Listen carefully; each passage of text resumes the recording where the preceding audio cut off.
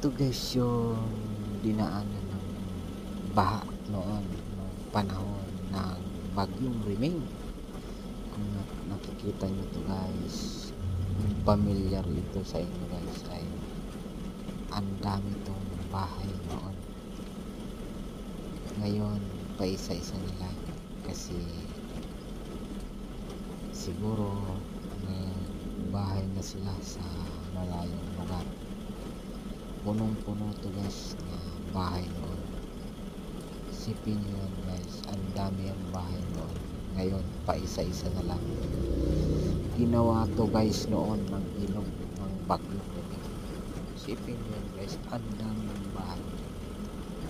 Ngayon wala na, isa-isa na lang.